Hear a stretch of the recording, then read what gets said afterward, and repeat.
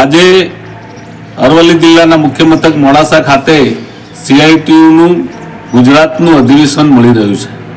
આ અધિવેશનમાં સીઆઈટીયુના રાષ્ટ્રીય પ્રમુખ હેમલતાજી પીઆર સિદ્ધુ અને ગુજરાતભરના 200 ડેલિગેટોએ આજે ભાગ લીધો છે। સીઆઈટીયુએ છેલ્લા 3 વર્ષમાં જે કરેલી કામગીરી છે એની સમીક્ષા થશે। કેન્દ્રની સરકાર જે મજદૂર વિરોધી નીતિઓ અપનાવી રહી છે એના વિશે પણ ચર્ચા થશે અને આગામી સમયની અંદર આ મજદૂરના હક ઉપર કેન્દ્ર સરકાર જે તરાપ મારી છે, મજદૂરોનું કેવી રીતે ભલું થાય અને લેબર લોજ કેવી રીતે પાકા થાય એ પ્રકારની તમામ પ્રકારની ચર્ચા થશે। મજદૂરો ઉપર, કિસાનો ઉપર કેન્દ્ર સરકારનો જે હુમલો આવી રહ્યો છે અને જે શોષણ કરવાની અને માલેતુજા કોર્પોરેટ કંપનીઓને જે પરવાનો આપવાની વાત છે એના વિશે ચર્ચા થશે અને આગામી સમયની અંદર કેવી રીતે લડત કરવી અને એની રણનીતિ 3 વર્ષની ફરીથી તૈયાર થશે। ઓલ ઇન્ડિયાનું સંમેલન વિશાખાપટ્ટનમ ખાતે મળી રહ્યું છે। એ પહેલાં ગુજરાતનું સંમેલન છે, એ પહેલાં જિલ્લાઓના મળ્યા અને આજે એના અનુસંધાને આજે મોડાસા ખાતે આખા ગુજરાતનું સંમેલન મળ્યું છે, એમાં 200 डेलीगेट हाजिर है। सीआईटीयू हमारा centre of Indian trade unions मजदूर का संगठन है। हमारा राष्ट्रीय सम्मेलन हर 3 साल में होता है। सभी राज्यों में हमारा राज्य स्तर का सम्मेलन होता है, उससे पहले जिला स्तर का सम्मेलन होता है, अलग अलग यूनियनों का सम्मेलन होता है। तो ये जो प्रक्रिया हमारा हर रेगुलर 3 साल में चलता है, उसी को इसमें ये सम्मेलन गुजरात का हो रहा है। एजेंडा तो हमारा जनरली पिछला 3 साल से पिछला सम्मेलन में जो निर्णय हमने लिया है उसको हम कितना तक लागू कर पाया। मजदूरों का मुद्दा को, जो न्यूनतम वेतन हो, उनका सामाजिक सुरक्षा हो, उनका रोजगार हो और ये सब कानून का कैसा लागू हो रहा है, जो मजदूर कानून लागू कैसा हो रहा है, ये सारा उनका सांगठनिक स्थिति के बारे में हम चर्चा करते हैं और उस निर्णय को कैसा हमने लागू कर पाया। आने वाले दिनों में मजदूरों का समस्याओं को लेकर हमको क्या करना चाहिए उसके बारे में चर्चा करके हम निर्णय लेते हैं सम्मेलन में। गुजरात में जो श्रमिक है या आउटसोर्सिंग पर काम करते हैं उन लोगों के न्यूनतम वेतन अभी तक नहीं मिलता है, तो उसके लिए आपकी आगे आने वाले समय में क्या रणनीति रहेगी, क्या काम करेंगे आप लोग? ये आउटसोर्सिंग तो एक बात है। जनरली आज का दिन में जो सरकार, बीजेपी का सरकार जो नीति लागू कर रही है, केंद्र में हो या गुजरात में हो, मजदूरों का ऊपर बहुत हमला बढ़ा रहे हैं।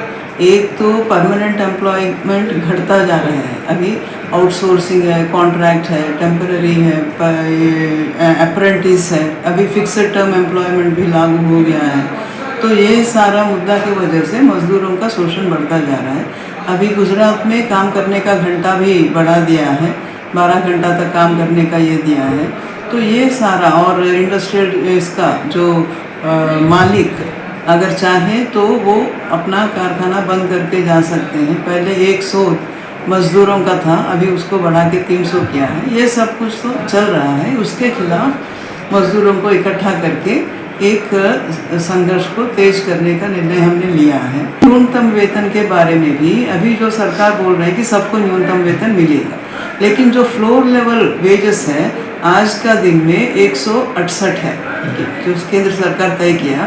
168 से तो कुछ नहीं बनेगा और उसको कैसा बढ़ाएंगे, कितना दिन में बढ़ाएंगे, रिवाइज करेंगे, उसके बारे में कुछ नहीं है। जो पहले जो था कि न्यूनतम वेतन फिक्स करने के लिए उसका क्राइटेरियन क्या होगा, मतलब कितना खाना, कितना कपड़ा लगने का, कितना, ये सारा जो 15वां इंडियन लेबर कॉन्फ्रेंस का रिकमेंडेशंस था उसको अभी तक मान के चल रहे थे। अभी उसके बारे में कुछ नहीं है कोड में।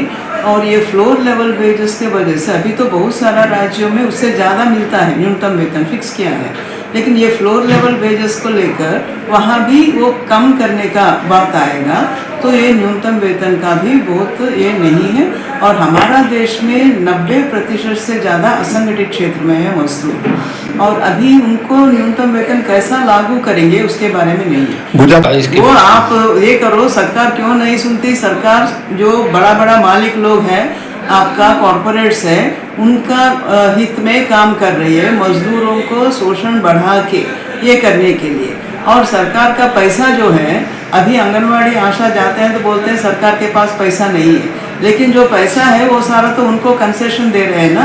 अभी सिर्फ कंसेशन नहीं, अभी जो ये बनाया है, जो स्कीम्स बनाया, production linked incentive, capex linked incentive, employment linked incentive, ऐसा करके अप्रेंटिस को, ऐसा जो मजदूर रखेंगे उनका जो स्टाइपेंड है वो भी सरकारी खजाना से उनको देंगे।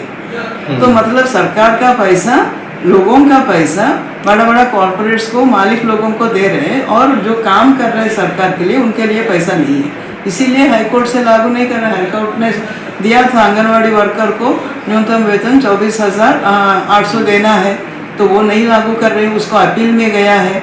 तो और अभी तक जो मजदूर या कर्मचारी का दर्जा नहीं है, आंगनवाड़ी आशा जो पूरा देश में लाखों के संख्या में लगभग 1 करोड़ लोग काम कर रहे हैं, ज़्यादा लोग महिला हैं केंद्र सरकार का अलग अलग स्कीम्स में, उनको मजदूर या कर्मचारी का दर्जा तक नहीं है, और बहुत ही कम अलग अलग नाम पे, किसी को मानदेय बोलते हैं, किसी को प्रोत्साहन राशि बोलते हैं, ऐसा करके उनको एक्सप्लॉइट किया जा रहा है। तो ये सारा जो है ये सरकार का नीति है, मजदूरों का, मेहनतकश लोगों का शोषण बढ़ाना और उनको फ़ायदा करवाना, जो बड़ा बड़ा मालिक है। तो इसके खिलाफ CITU लड़ने का निर्णय लिया है।